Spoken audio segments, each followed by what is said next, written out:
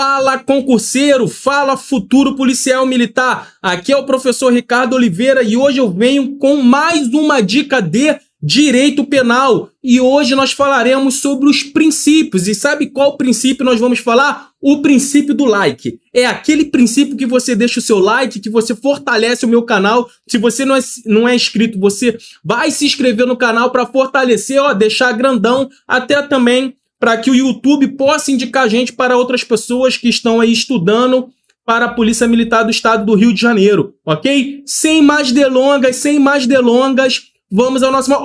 Peraí, rapidinho, calma esse coração. Se você não assistiu, eu postei um vídeo sobre princípios. E ali nós falamos sobre diversos princípios e esse vídeo agora eu só vou terminar sobre os princípios, ok? Eu só vou terminar, então... não assista a esse vídeo sem antes assistir aquele outro. Eu vou deixar o link aqui para você assistir aquele lá primeiro e depois você vem aqui. Beleza? Vamos ao nosso material. E agora nós vamos falar sobre o princípio do nemo tenetur sede tegere. Professor, eu não sei falar dessa forma, não sei falar latim, não sei falar grego, não sei falar hebraico, aramaico, não sei falar nada disso. Eu também não, é só você ler ali. Princípio do nemo tenetur sede tegere, ok? Também conhecido como princípio da não autoincriminação. Ele diz que o acusado não pode, olha só, não pode produzir provas contra si. Ah, professor, eu já ouvi aquele direito de permanecer calado. Isso, é esse direito mesmo, ok? Mas vamos para o ponto importante, para os pontos importantes que pode cair no seu concurso sobre esse princípio, e é um princípio importante, tá? Provas como a Polícia Federal e Polícia Rodoviária Federal têm cobrado esse princípio aqui. Pode conduzir de forma coercitiva o investigado para o interrogatório? Via de regra, nós sabemos que não pode, pois segundo o STF, é inconstitucional porque fere esse princípio, o princípio da não autoincriminação. Então, eu não posso conduzir de forma coercitiva o investigado. Agora, toma cuidado, tá? É o investigado, porque se for a testemunha, aí é outra coisa. A testemunha é outra coisa. Aí ela vai sim, ela é obrigada a ir, ok? Um investigado não. Beleza? Nós vamos chegar lá na frente no processo penal. Quando chegarmos no processo penal, você vai entender melhor essa jogada que eu fiz aqui da testemunha. E você que já está estudando, com certeza já linkou. Vamos lá. O direito de permanecer em silêncio decorre desse princípio? Sim, ele decorre desse princípio. Em relação à qualificação, o indiciado é obrigado a responder. Professor, o que é essa qualificação? Aqui é quando o delegado vai perguntar sobre o nome, sobre o endereço, telefone, alguma pessoa que ele possa entrar em contato, pai, mãe. Então, essa parte da qualificação do indiciado, ele é obrigado a responder. O que ele não precisa responder é sobre o interrogatório. A qualificação, ele é obrigado. Então, não confunde isso aqui. E ele pode colocar essa pegadinha na prova. Falar que o indiciado foi levado ao interrogatório e o delegado perguntou o seu nome, perguntou a sua idade e o indiciado e o suspeito falou que ele quer exercer o direito de permanecer calado. Ele está correto ou está errado? Ele vai estar errado, porque a parte da qualificação ele é obrigado a responder, beleza? Nós temos aqui o artigo 186, depois de devidamente qualificado. Olha aqui, ó, que eu acabei de explicar para vocês. Depois de devidamente qualificado e cientificado do inteiro teor da acusação, o acusado será informado pelo juiz, antes de iniciar o interrogatório, do seu direito de permanecer o quê? Calado. E de não responder pergunta que lhe forem formuladas. Então, a qualificação, ele é obrigado a responder. Depois disso, ele pode sim exercer o direito de permanecer calado. Ok? Ok, pequeno gafanhoto? Vamos lá para o nosso OBS, para a nossa observação. Conforme o STF, é nulo, ou seja, não vale de nada, é nulo o interrogatório travestido. Que isso, professor? É isso mesmo, travestido de entrevista. É daquele aquele teor de que como se fosse uma entrevista, sabe? Não, só tô te entrevistando, a gente só tá batendo um papo e ali eu já tô fazendo um interrogatório. Não, é nulo segundo o STF, diante da violação do princípio da não autoincriminação.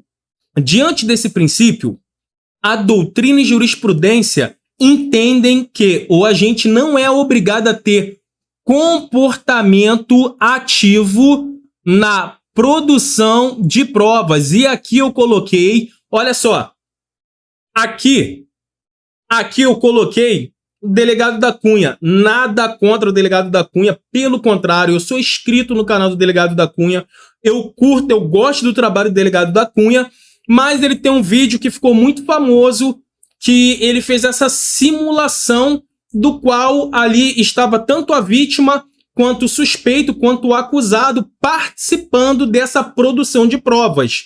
Sendo que o que eu estou passando para vocês é que a doutrina e a jurisprudência entende que o agente não é obrigado a ter esse comportamento ativo. Não, eu vou lá, vou mostrar como é que eu matei, aonde que eu enterrei, aonde que eu escondi, o que que eu fiz, qual foi o caminho. Ele não é obrigado a ter isso aqui. Só coloquei delegado da Cunha, porque provavelmente se você está estudando para a área de segurança pública, polícia militar, PEMERG do Rio de Janeiro vai acontecer agora. Se você está estudando para polícia, para a área de segurança pública, com certeza você conhece o delegado da Cunha. Nada contra, curto o trabalho dele, ok? O investigado é obrigado a participar da reprodução simulada? Não, ele não é obrigado, ok? Por que ele não é obrigado? Porque ele vai estar ferindo esse princípio. Se ele não é obrigado a se auto-incriminar, então ele não tem essa obrigatoriedade de ir para o interrogatório, dele falar a verdade no interrogatório para não ferir esse princípio. Professor, mas eu já ouvi falar da lei seca, do bafômetro. Como é que fica isso aí? Calma que nós vamos chegar lá. O condutor não é obrigado a soprar o bafômetro nem realizar um exame de sangue. Olha só, você não é obrigado, de acordo com esse princípio. Todavia, o STF entende que essa recusa se configura como crime de desobediência. Professor, mas se eu não sou obrigado, por que vai se configurar como crime de desobediência? Novamente, pequeno gafanhoto, tu quer ter razão ou tu quer ser feliz? Tu quer ter razão e ficar batendo, discutindo, entrar com recurso, ou você quer acertar a questão e ser feliz? Ah, sim, quer acertar a questão e ser feliz, né? Claro, você quer acertar a questão e ser feliz. Então, se o cara não assoprar o bafômetro e nem realizar um exame de sangue, ele pode ser enquadrado como crime de desobediência segundo o STF, ok? É só isso que você precisa saber. Princípio da inadmissibilidade de provas ilícitas. Aqui nós temos algo que nós trouxemos lá dos Estados Unidos, que é a teoria do fruto da árvore envenenada. Muito bonita essa teoria, eu gosto muito dessa teoria, ok? E nós vamos passá-la agora para vocês.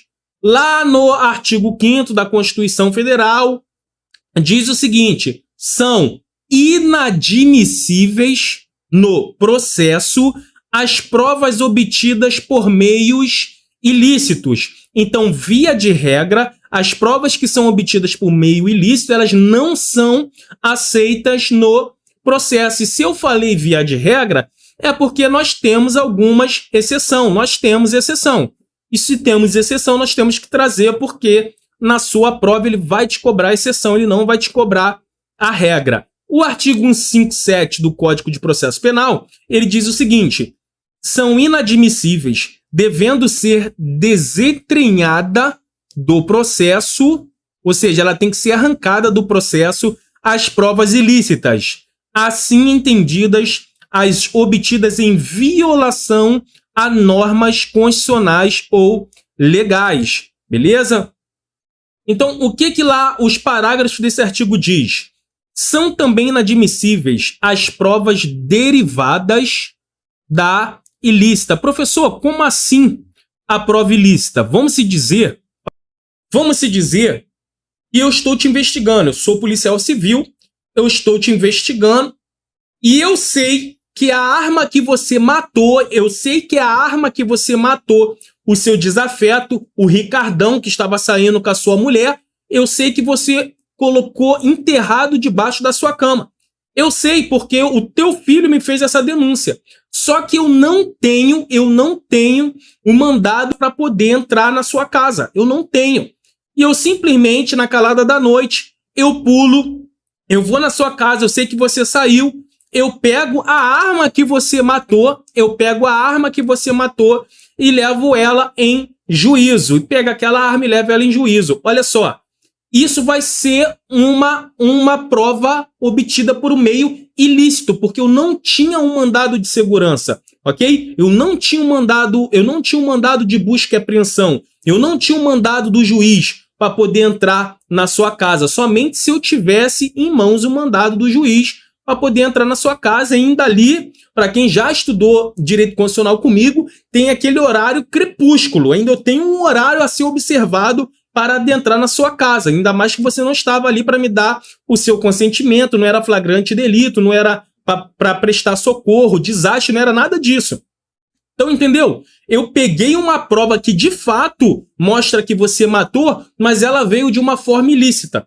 Então, ela tem que ser o quê? Que nós lemos lá no artigo 57 do CPP. Ela tem que ser desentranhada do processo. Ela tem que ser desentranhada. Ela não é aceita. Outra coisa é muito comum de acontecer: escuta telefônica. Vamos se dizer que eu consigo obter uma informação de um dinheiro ilícito que foi proveniente de um ato de corrupção através de uma escuta ilegal. Ela não vai ser aceita porque a escuta foi ilegal, ok? Tem que ser retirado do processo. Aqui o parágrafo 1º diz isso. São também inadmissíveis as provas derivadas das ilícitas, salvo quando não evidenciado o nexo de causalidade entre umas e outras, ou quando as derivadas puderem ser obtidas por uma fonte independente das primeiras. Vamos lá. Eu sei que a arma está na sua casa, ok? Eu quero entrar na sua casa, só que eu sei porque eu suspeito.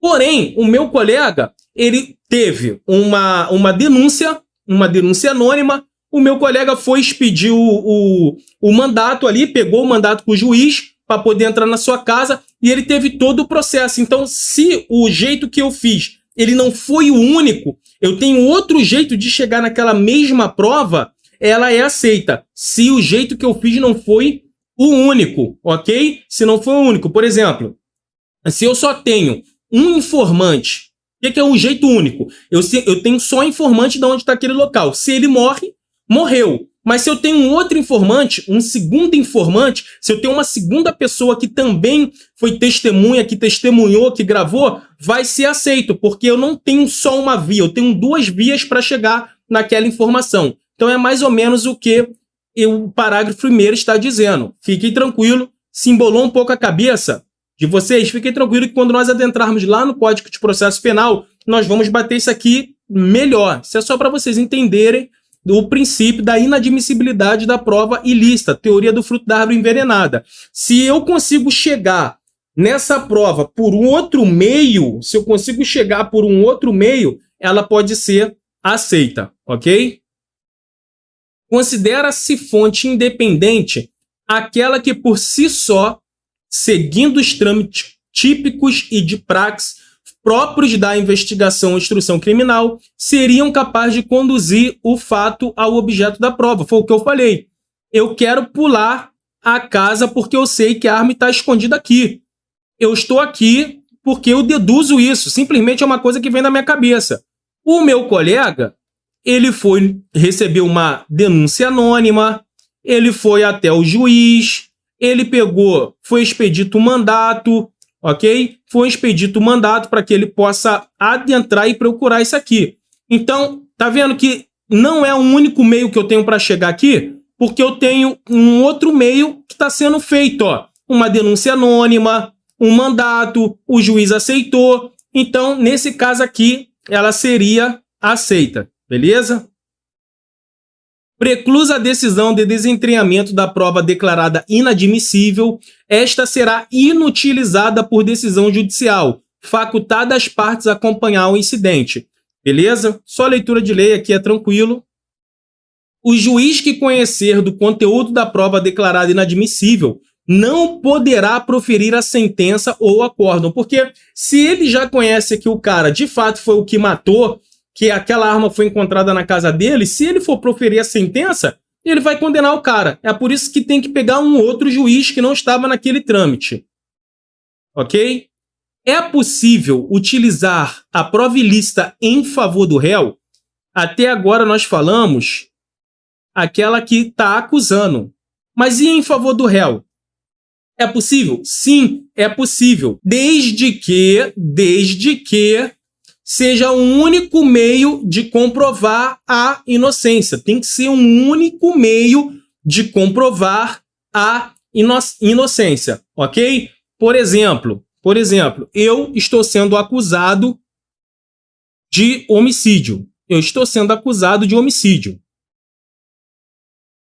Sendo que eu sei que quem matou foi o Tício. Mas eu sou o único que sei, mas ninguém sabe disso, até porque nós moramos perto. Então eu entro na casa dele,